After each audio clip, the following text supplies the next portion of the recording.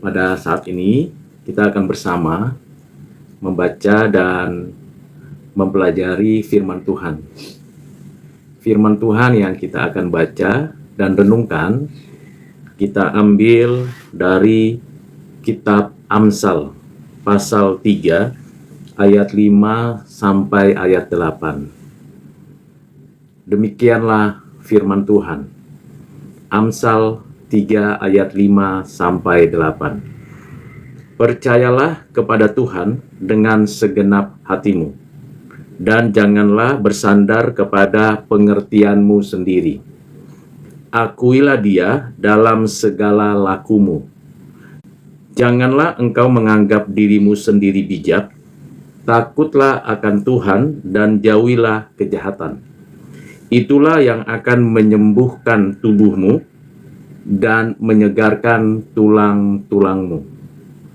Saudara yang kekasih di dalam Kristus, pembelajaran kita dari ayat-ayat ini memberikan kepada kita pengenalan akan Tuhan Allah yang kita sembah dan pengetahuan akan diri kita sendiri. Ada kontras antara Tuhan dan diri kita. Kontras pertama adalah berkaitan dengan kebergantungan kita kepada Tuhan atau kepada diri sendiri. Kontras kedua adalah berkaitan dengan jalan yang dirancang dan direncanakan Tuhan atau jalan yang dirancang oleh diri kita sendiri. Kontras ketiga ialah bijaksana dari Tuhan atau bijaksana diri sendiri. Kontras yang keempat ialah takut akan Tuhan atau melakukan kejahatan. Dari kontras antara pengenalan akan Tuhan dengan diri memberikan kepada kita suatu kondisi spiritualitas kita. Bagaimana kita memiliki spiritualitas di dalam kehidupan kita sehari-hari? Apakah kita setiap hari sungguh percaya kepada keberadaan hidup kita kepada Tuhan? Mengapa demikian? Karena banyak orang sudah tahu tentang keadaan dan keberadaan Tuhan Allah, baik melalui karya ciptaannya, baik melalui firman-Nya yang tertulis dan khotbah, pengajaran, dogma yang diajarkan, baik melalui begitu banyak kesaksian dan pengertian dari banyak orang yang percaya. Jadi dalam konteks saat ini, pengetahuan kita akan Tuhan melimpah. Saudara dan saya dapat mencari, menemukan informasi, data, fakta tentang pengetahuan akan Tuhan. Namun, apakah saya mengerti? Percaya berarti saya sungguh-sungguh menaati, menghendaki kehendak Tuhan nyata di dalam hidup saya. Percaya berarti bukan sekedar saya secara kognitif, secara intelektual, secara dogmatik saya tahu, saya mengerti, saya bisa menjelaskan, bahkan saya bisa memperdebatkan. Tidak sampai tataran di situ saja. Percaya berarti saya sungguh hidup seperti yang Tuhan kehendaki. Spiritualitas saya adalah spiritualitas sepenuhnya taat kepada Tuhan. Sebagaimana Tuhan Yesus menyatakan teladannya dalam keadaannya sebagai manusia yang taat sampai kematian. Tidak ada cacat celah dan keberdosaan. Tidak ada perbuatan, tindakan, dan sikap yang melawan kehendak Allah Bapa.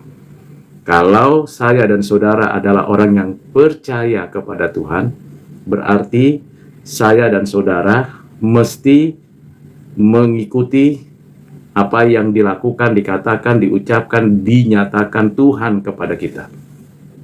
Itu artinya percaya. Hal yang kedua, di dalam bagian ini tentunya berseberangan atau kontras dengan percaya kepada Tuhan yakni bersandar pada pengertian sendiri. Lawan dan musuh dari kepercayaan kita kepada Tuhan adalah egois, mementingkan diri sendiri, antroposentris, diri sebagai pusat segala pencapaian, diri sebagai pusat tujuan kehidupan, diri sebagai sesuatu yang dianggap paling penting, paling bernilai dan berharga. Ini kontrasnya. Itulah sebabnya Tuhan Yesus mengatakan kepada kita, orang-orang yang mengikutinya, sangkal diri, pikul salib, untuk membawa kita untuk makin rendah hati. Tidak lagi berpusat pada diri, tidak lagi bersandar pada pengertian sendiri, tapi sungguh-sungguh bergantung sepenuhnya pada Tuhan Allah. Bagaimana kita bisa menyangkal diri? Tentunya kita harus mulai dari pengenalan kita akan Tuhan. Siapa Tuhan yang kita sembah, rancangannya seperti apa, firman-Nya yang diberitakan dan diajarkan di dalam Alkitab. Kita harus sangkali, kita harus mematikan dosa, dan kita berani bertindak melawan arus dunia. Dengan demikian kita belajar menyangkal diri, memikul salib. Lalu kita dengan sungguh melangkah, berkata, berucap, berbuat, bertindak untuk menjadi pelaku firman. Nah, itu adalah bagian penting di dalam kita menjalankan kehidupan tidak bersandar pada pengertian sendiri. Tentu di dalam kehidupan kita sudah biasa melatih diri kita untuk bisa mencukupkan kebutuhan kita, baik dengan bekerja, belajar, mencapai karir tertentu, berbisnis, berusaha, tetapi semuanya itu akan berakhir di liang kubur. Tetap tidak ada tujuan, tidak ada makna kalau tidak berpusatkan kepada Tuhan Allah. Pencapaian-pencapaian saya, saudara, tidak bermanfaat apapun, tidak bermanfaat kita sehari-hari, memiliki integritas yang setia dan tekun untuk mengakui Tuhan Allah di dalam perkataan, perbuatan, tindakan kita. Karena tentunya apa yang kita terima, kita dapatkan, kita rasakan semua pemberian Allah, baik secara umum maupun secara khusus, baik secara langsung maupun melalui orang-orang di sekitar kita. Kita bersyukur karena anugerah Tuhan. Kita bersyukur karena pemberian-pemberiannya. Kita bersyukur karena penyertaannya. Lalu melalui pengenalan kita akan kebaikan Tuhan, kemurahan hati Tuhan, belas kasihan Tuhan, maka kita dituntun, diarahkan oleh Roh Kudus untuk memiliki perilaku yang suci, yang adil, yang benar. Sehingga perilaku kita benar-benar perilaku yang menunjukkan bahwa kita mengakui Tuhan Allah dinyatakan bahwa ini semuanya milik Tuhan. Dari ujung rambut sampai ujung kaki, dari dalam pikiran maupun dalam tindakan, semuanya harus terintegritas. Pengakuan bukan hanya dengan mulut, tetapi dalam hati. Bukan hanya di dalam hati, tetapi dengan tindakan. Nah, ini hal-hal yang penting yang harus kita tunjukkan kepada dunia melalui perbuatan-perbuatan kita. Baik menolong orang, mengasihi orang, berdoa kepada Tuhan untuk orang lain, dan bekerja keras untuk membantu, memberi kesempatan kepada diri untuk menolong orang lain, dan sebagainya. Nah, proses ini yang harus kita jalani seumur hidup kita.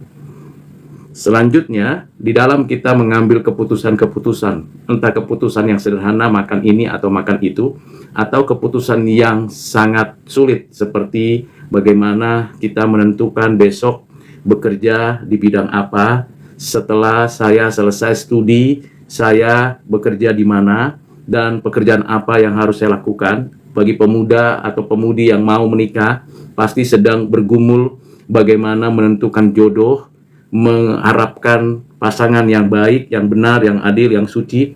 Nah, ini adalah pergumulan-pergumulan hidup manusia. Tetapi itu hanya bisa diselesaikan kalau kita bersandar kepada Tuhan. Itu hanya mungkin kita mengambil keputusan kalau kita meminta hikmat. Dan hikmat tertinggi hanya ada di dalam Kristus.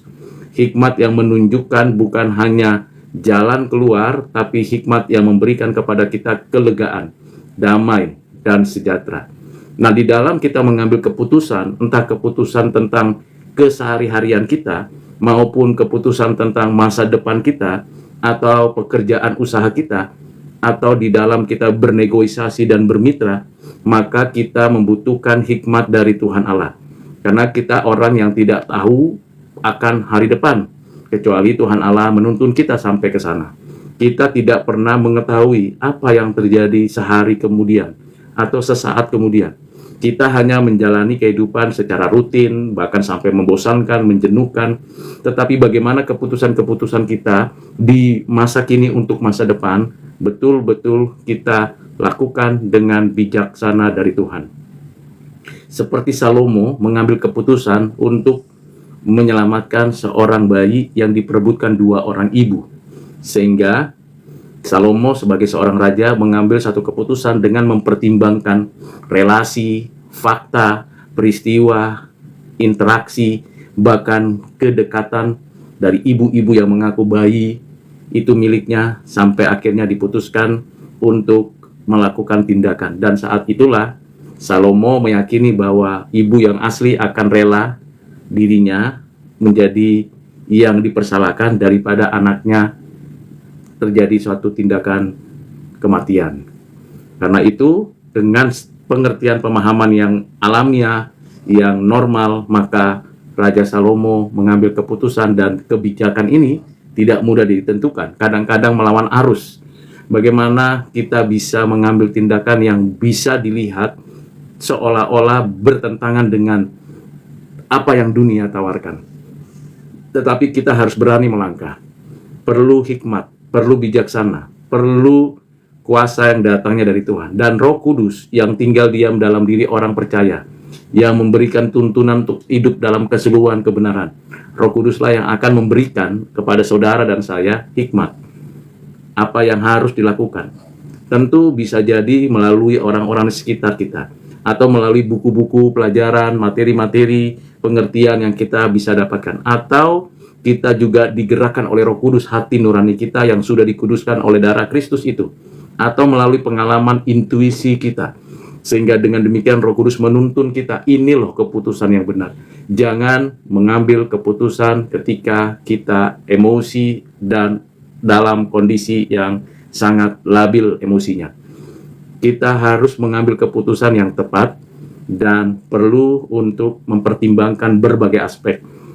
Hal yang perlu dalam mengambil keputusan ialah berpusatkan kepada Tuhan Allah. Hidupnya kudus, suci, adil, dan tidak bertentangan dengan moralitas. Tentu ini adalah ada sesuatu yang tidak mudah kalau kita tidak latih mengambil keputusan. Bisa terjadi kita salah mengambil keputusan. Kalaupun saudara dan saya pernah gagal mengambil keputusan di masa lalu, entah soal bisnis, entah soal pasangan, tetap harus memulai kembali sesuatu yang dari saat sekarang, dalam kondisi sekarang, untuk lebih baik lagi. Bertindak, berbuat dengan benar. Itu sebabnya ketika kita benar-benar mau kebijakan dari Tuhan, mulai dengan takut akan Tuhan, berlutut menyembah Tuhan, tidak mengandalkan pengetahuan dan pengalaman sendiri, atau isu-isu di sekitar, atau usulan dari orang-orang yang tidak takut akan Tuhan, apalagi orang-orang dunia. Seringkali orang-orang dunia menawarkan sesuatu yang sebenarnya itu tidak benar, tidak tepat, tidak baik. Lalu kita ingin cepat mendapatkan suatu hasil, lalu kita mengambil keputusan yang keliru. Jadi, saudara dan saya belajar untuk benar-benar dalam mengambil keputusan bijaksana dari Tuhan, nyata menjauhkan diri dari kejahatan. Nah, kalau saudara dan saya sesungguhnya punya satu keyakinan yang sungguh datang dari Tuhan, iman yang teguh, dan kehidupan yang bersandar kepada Tuhan, maka segala kesulitan, kesusahan yang masih kita hadapi, kita dapat melangkah dengan penuh sukacita. Kita dapat melangkah penuh kegembiraan. Kita tidak berhenti di sini. Kita akan terus berjalan satu hari demi satu hari, satu minggu demi satu minggu, satu bulan demi satu bulan, satu tahun demi satu tahun. Tiap hari, tiap langkah dipimpin, disertai oleh Tuhan. Bagaimana bisa kita sehari saja tidak berbuat dosa, sehari berikutnya tidak berbuat dosa? Kita di dalam keseharian bagaimana caranya supaya kita bisa melakukan yang baik, yang benar, dan suci, yang adil? Tentu bergantung kepada Tuhan, tidak dibuat-buat, tidak munafik, tidak fanatik, tapi hidup sebagaimana hidup kemanusiaan kita. Seperti biasa, lakukan hal-hal yang rutin, makan, minum, istirahat, bekerja, tetapi ada cahaya ada arah yang baru dalam hidup kita. Dan ini yang membawa kita bersemangat melakukan apa saja yang terbaik yang Tuhan kehendaki. Bisa jadi lelah tubuh kita, dan kita bisa sampai pada batas bosan, jenuh, melelahkan, fisik, mental, pikiran, bahkan kita beban berat. Tetapi kalau hati kita mengerjakannya penuh sukacita, penuh dengan kegembiraan, penuh dengan pertolongan dari Tuhan, bersandar kepada Tuhan, maka seluruh keadaan kondisi kita yang seperti itu akan dipulihkan. Jadi pemulihan itu bukan nanti. Pemulihan itu adalah suatu kondisi hati yang terus-menerus bersukacita di dalam Kristus. Dalam susah senang, tetap bersyukur. Dalam kekurangan kelemahan, tetap bersyukur. Nah, itu yang membuat tubuh kita menjadi sehat. Kita berolahraga membantu diri sendiri untuk bisa netralitas keadaan kondisi tubuh kita. Yang mungkin perlu olahraga, perlu ada istirahat yang cukup, anggota-anggota tubuh kita perlu dilatih dengan baik, tetapi sekaligus saat yang sama hati kita pun, jiwa kita pun yang bersandar kepada Tuhan sudah kita latih dengan semua kebijakan dari Tuhan. Jadi tubuh kita dan jiwa kita satu kesatuan yang dipulihkan oleh Tuhan. Jadi tidak hanya berhenti pemulihan itu dalam rangka untuk pemuasan keinginan daging, keinginan mata, keangkuhan hidup, tidak. Pemulihan yang sesungguhnya dimulai dari hati yang bersyukur, hati yang bersukacita, hati yang penuh kasih dari Tuhan, hati yang tidak menyenangkan diri sendiri, hati yang mau berbagi, mengasihi sesama. Nah, itu ada pemulihan pada tubuh kita. Akhirnya kita segar dalam segala sesuatu. Kita tidak mudah dihasut, diintimidasi, diperbudak oleh apapun, termasuk oleh diri kita. Karena kita tahu batasannya. Oh, tubuh sudah lelah, saya tidur. Oh, mata sudah mengantuk, saya istirahat. Saya harus bangun pagi, saya harus kerja, cari uang, cari nafkah untuk bisa menghidupi orang yang saya kasihi.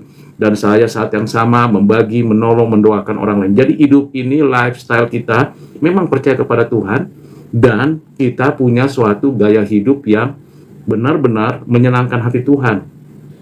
Kita introspeksi diri juga. Mengapa saya sakit? Mengapa saya lelah? Mengapa saya stres? Mengapa saya depresi? Mengapa saya mengalami suatu kondisi yang sangat dipersonalisasi atau sangat mengabaikan ini dan itu? Itu perlu diintrospeksi pada diri. Self-denial, self-control, dan self-evaluation. Kita harus sangkal diri, mengontrol diri sendiri, lalu mengevaluasi. Kapan kita mulai evaluasi? Setiap hari. Sebelum istirahat malam, kita evaluasi apakah hari ini saya sudah berbuat sesuai dengan kehendak Tuhan. Apakah pekerjaan-pekerjaan yang saya lakukan sudah optimal menyenangkan hati Tuhan? Apakah yang saya katakan, yang saya ucapkan, yang saya tuliskan di media-media sosial itu betul-betul berguna, bermanfaat bagi orang lain? Apakah semua yang saya kerjakan berkenan di hati Tuhan? Mengapa kita perlu evaluasi diri sendiri? Supaya kita tahu, kita bercermin, oh iya, saya salah, saya minta ampun, saya segera mengakuinya. Jika kita mengaku dosa kita, maka Ia setia mengampuni segala kesalahan kita. Jangan sampai orang lain terlebih dahulu memberikan tuduhan, memberikan koreksi. Lalu biasanya kalau kita dikoreksi oleh orang lain, diberi nasihat oleh orang lain, biasanya manusia yang berdosa, atau pengalaman saya, langsung ada suatu semacam tersinggung, terluka, atau sakit hati. Tetapi kalau kita biasa mengevaluasi diri kita, bisa jadi kita terlewat bagian-bagian tertentu yang harusnya dievaluasi. Lalu ada orang lain, pihak lain mengevaluasi kita bersyukur. Dan kita bukannya marah, kesel, benci, sakit hati, tidak. Kita bersyukur karena itulah cara Tuhan untuk memperbaharui hidup kita. Jadi saudara, pada malam ini, pada saat ini, saya menyampaikan Amsal 3 ayat 5-8 ini sebagai gambaran refleksi kehidupan. Percayalah kepada Tuhan. Akuilah Dia dalam segala laku. Dan takutlah akan Tuhan. Kiranya Tuhan menolong saudara dan saya. Dan kiranya renungan hari ini menjadi berkat rohani bagi saudara dan saya. Kita akan bersama-sama bertumbuh, berakar, berbuah di dalam Kristus. Tuhan Yesus memberkati kita. Mari kita berdoa. Tuhan, terima kasih untuk firman, untuk pengajaran, untuk pembelajaran tentang pengakuan integritas kehidupan kami. Ajar kami bukan hanya tahu dan mengerti, ajarlah kami menjadi orang yang sungguh percaya dan taat. Berkati kami. Yang ada pergumulan sakit, Engkau pulihkan, Engkau sembuhkan. Yang ada pergumulan keuangan, Engkau cukupkan, Engkau berikan jalan keluar. Yang ada pergumulan konflik keluarga, Engkau berikan damai dan sejahtera. Yang ada pergumulan apapun di dalam kehidupan kami, kiranya Engkau menolong kami, supaya kami bersuka cita dan kami bergembira dalam kehidupan kami. Kiranya berkat dari Allah Tritunggal, Bapa, Anak, Roh Kudus, menyertai kami sekarang dan selamanya. Amin.